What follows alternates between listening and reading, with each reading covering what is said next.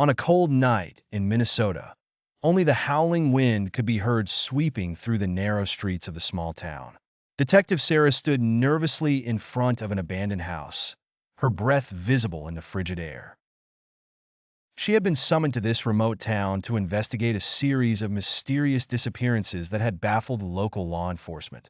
Mystery shrouded everything, and each step closer to unraveling the truth made her realize that the end was further than she had anticipated. The town was quiet and desolate. Its residents watched her with anticipation and fear, an unspoken dread reflected in their eyes, as if they carried secrets they dared not reveal. Chapter 1. Cryptic messages. Sarah arrived at the scene of the first disappearance, where 16-year-old Emily had vanished, leaving behind a strangely organized room, as if she hadn't left by choice. What intrigued Sarah was a peculiar note left on Emily's desk, written in an unusual hand, deliberately cryptic. It was filled with complex details and incomprehensible names. Sarah pondered. What is the connection between this note and the disappearance? Is someone playing with the victim, or is there a larger game at play? This was not the first disappearance. It had happened 3 times before, each leaving a note filled with mysterious symbols. Chapter 2.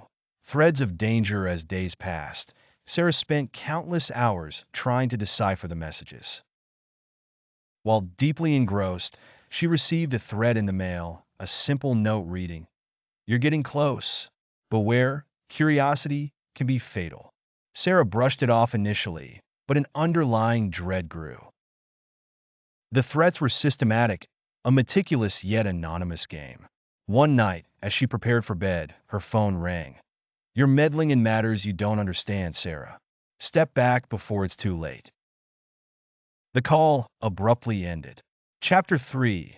Unveiling secrets. As the threats escalated, Sarah realized there was something hidden in the town, known to everyone but spoken by none. She focused on unraveling the convoluted messages, uncovering a web entwining each victim with others in the town, secret ties and past connections going back decades.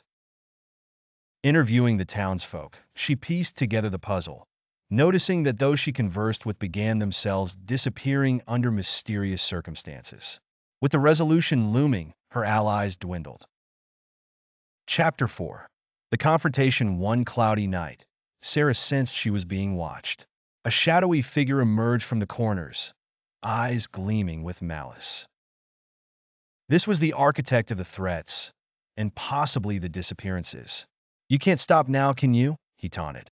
"You've uncovered too much, but you won't leave with this knowledge."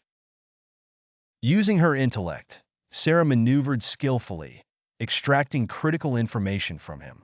She discovered he was a trusted local, a familiar face who wielded people's secrets against them. Chapter 5. An open ending. After a gripping confrontation, Sarah succeeded in apprehending the man and revealing his true nature to the town. A collective sigh of relief swept through the community.